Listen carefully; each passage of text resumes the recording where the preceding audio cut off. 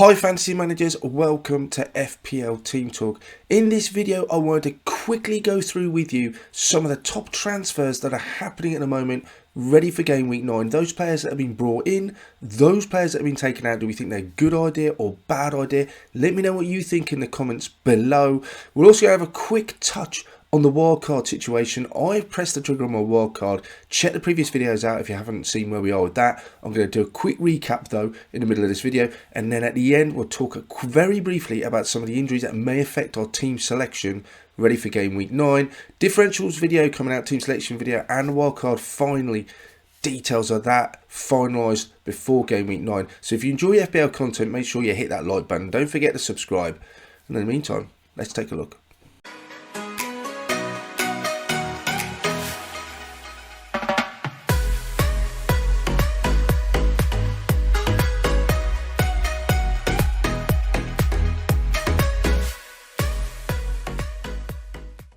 Let's have a look at some of those players that have been brought in by managers, and some of them are pretty surprising. Saliba is top of the list. He's been brought in by over 200,000 FPL managers. The figure's going up all the time, so I've rounded it to 213. By the time I've recorded and filmed this and gone out, it's probably going to be up to 220, 230 mark. He has got 2 goals, 1 assist this season. Pretty impressive. And he got that monster haul before the international break, 15 points. And that made him the highest point scoring defender in the game. And at 4.9, if you owned him through all of this time, wow, you've done really well. But looking at him going forward, his XGI's not great, 0.17. I know he only cost 4.9. Those fixtures don't look particularly appealing. Tottenham at home, pretty free scoring. We've got Son back in form. We know what Harry Kane can do. Liverpool at home. Leeds away, not a bad fixture. But then they blank in game week 12, which is an issue, especially if you're going to have, let's say most of us, 2 or 3 Man City players who blank in game week 12. So suddenly, how am I going to get a side out? Is he going to come out? And if I'm bringing Saliba in and I just want to take him out for game week 12, Tottenham at home, Liverpool at home don't look like a couple of fixtures that I would be bringing him in for. Looking at the other options in Arsenal defence, if you desperately want to get in on them, yeah, there's not many other options. You've got some Ben White, but again, is he going to hold down his place? Gabriel doesn't hold much more of a goal threat than Saliba. Zinchenko's slightly more expensive. I think I'll be tempted to go with him, but all in all, I would, if I had Saliba, I don't think I'd be selling him, but I wouldn't be bringing him in. 4.9, it's a nice price, but I don't think I could trust against Tottenham and Liverpool at home. Let's hope and maybe he does get a monster haul again, but I think the odds are that he's just not. He's not one that I'm going to be looking to bring in on a wildcard. And if honestly, I'm just not bringing in any Arsenal defenders at a wildcard at the moment. Just feels like a bit of a knee-jerk reaction bringing him after the monster hauls he's had, and he's definitely overperformed in terms of his goal involvement so far this season, looking at the XGI. The next highest player that was brought in, Kieran Trippier, and yeah, I can understand it. The XGI is pretty decent, 0.2. He's got 1 goal, that free kick. He's got 1 assist he set up in the last game week. So 2 of the involvements in the last 2 games. Newcastle's fixtures look pretty good. At 5.4, he's nailed on set pieces.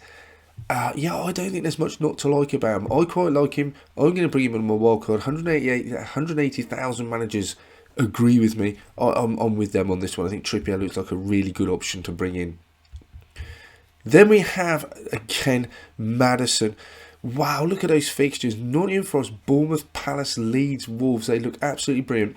And despite all their woes this season, Leicester, defensively, they are still scoring goals. Madison getting in the act as well.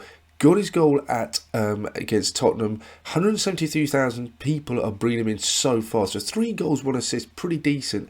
The only thing that concerns me about Madison is that XGI is pretty low. So he's overperforming in terms of how many goal involvements he's got so far this season and how many of the stats sellers he should get.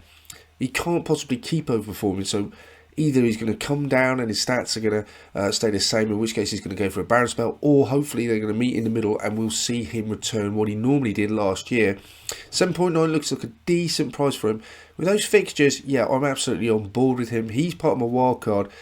The question about whether him or Barnes, I think for extra million, I'm tempted more so to go for Madison. I think he's more reliable, nailed on, gets more minutes on set pieces. And with those fixtures, even if Leicester are conceding goals and losing games, as long as they keep scoring and he gets involved, and invariably he does, I'm pretty happy to be a Madison owner. So we have Madison. Then we've got players coming out there. Now, Jesus, probably for all the same reasons that we talked about at Saliba, their fixtures look really difficult. 193,000 people getting rid of him. He has gone from I did own him. Yes, I've moved him off from my wildcard side. I'm not interested in keep hold of him. Absolutely owes me nothing though. He's got 4 goals, 3 assists. He's been brilliant this season. He passes the eye test every time. But those fixtures just turn in now. Blanks in game week 12. I want to own 3 Man City players. I can't afford to then carry a couple of Arsenal players through, and I feel like I would be. Tottenham, Liverpool. Yes, Leeds and Southampton look like good fixtures, but that blank in the middle there is enough to put me off. I can certainly think about bringing him in for the Leeds game, I think, after the next 2 games. But right now, yeah, I've lost him, and for 8 million, I think there's better assets to go for. But he's done absolutely nothing wrong so far, and his XGI is brilliant. So thanks, Jesus. But yeah, I think it's time to move on. As well as Jesus, people getting rid of Salah, and again, maybe a sign of frustration. 2 goals, 3 assists so far this season. It's not been that he's been poor. I guess the fact that he is underachieved compared to where he has been usually, and he's the most expensive FPL asset. Given that there's other players that also have got better fixtures, performing much better, all of these things sort of brewing up a perfect storm for Salah and people coming off him. And yeah, I don't think I can afford or justify keeping him in my side. Brighton at home will not be an easy game. Then you've got Arsenal, Man City, and then even West Ham looks like a tricky game. Yep, I think I could definitely be bringing him back in game week 12 potentially. His XGI looks good, but even if I bring a Liverpool player back in, will it be Salah or do I go someone like Diaz? Jota might be available. We'll have to keep an eye on the minutes. But Salah at the moment, just I don't feel is justifying that price tag at the moment. And with those fixtures, I feel fairly comfortable coming off him, as 181,000 other FPL managers feel the same. So if Salah's gone, next one out, and again he's got a flag on him, so there are some concerns about his fitness. Rashford, what a great season he's had, coming back to form. Great haul last game, got one in the game before that. 6.6, good price. In a Man United improved side in the last few games, but their fixtures look difficult. They've got the Manchester derby, then Everton away, not sure to make of that one. Newcastle, Tottenham, Chelsea, they don't look like easy games. So can Rashford keep that up? I'm not sure. I don't think I'll be backing him at the moment. He's not a player I'm looking to bring in. The fact that he's a midfielder is quite appealing, but I can see why so many people are getting rid. Just those fixtures, there's the doubt about his fitness. It's enough possibly, if I had a transfer to burn, to look to move him out and bring in someone like a St. Maximin or even maybe a Barnes if they're fit and available. But I can see why people are shifting on Rashford. So let's just touch on my wildcard very quickly then. This is where I am with it at the moment. This isn't the side I particularly want. I just cannot get to the side I particularly want. Most of these players are locked in, but I've got some concerns over them. I've got Barnes in there and Cresswell. What I'm not keen on is I know that Barnes, I don't like doubling up on Barnes and Madison. Isaac's got a flag. I quite like him, but I have to keep an eye on the press conferences. But the player that I really do want to bring in is Sterling. He's been in my side since the start. But if I bring Sterling in, keep Cresswell there instead of Emerson, that's changed recently because Emerson didn't play last game. Suddenly I've only got 4.9 to play with up front. So either I'll bring in a complete enabler and go with Sterling, which I don't like doing at this stage of the season with a wildcard. And also, if I know that game week 12 is blanking, I've got 3 Man City players in there and I've got an enabler. So I'm already sort of booking a transfer later on. I'm not ruling it out, but how do I get another striker in there? I wouldn't mind Isaac, but I've got to raise another 2.2. The obvious and only way that I can see is either I downgrade Sterling to someone else or I move KDB to a Foden or a Gundogan. That is definitely an option that I'm considering at the moment. I haven't decided quite where to go with it. The rest of the side looks fairly set and I'm quite happy with it. It's just, what do I do with De Bruyne? What do I do with that final striking berth? Very quickly then, let's have a look at some of the sort of international fixtures and some of the injuries. I'm not going to go through too much detail on these. There's a few goalkeeping issues that have cropped up as well.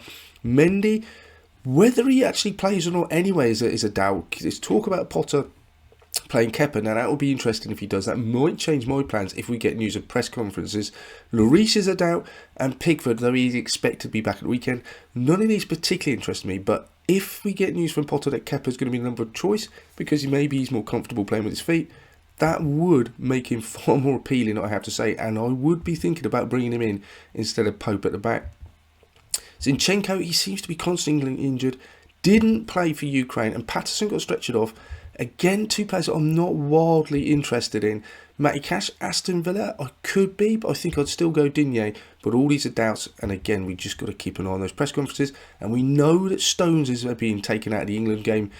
So, time of recording, that happened a few hours ago. That's good news, selfishly, I guess, from FPL point of view, especially if you're looking at Kyle Walker. I think that more or less solidifies his place in the team, so that's quite good news for me. Odegaard, doubts on him. Rashford, we talked about him already. St. Maximum, he would be interesting. So last we heard, he should have a really good chance to play the weekend. Again, we'll just have to wait and see. Let's wait what Eddie Howe says about him. But he would be a player that could be really interesting for us. Wilson, again, there was talk about him being fit. How does that affect Isaac, if he's available? Daka as well as a possible chance. Again, can't really know whether he's going to be playing anyway if he's fit. And Isaac missed the games with Sweden. So that's a little bit of a roundup with injury news. I'm not going to delve into too much. Just wait for those press conferences before finalising your side. That's it for this one then, guys. Let me know what transfer plans you have made for game week 9. Any suggestions on the wildcard front as well. Love to hear from you in the comments below. In the meantime, we'll be back at you with a differentials video, team selection, and finalising that wildcard later on in the week. So don't forget to hit that subscribe. Make sure you like. Keep in touch, guys. Good luck. Speak to you soon.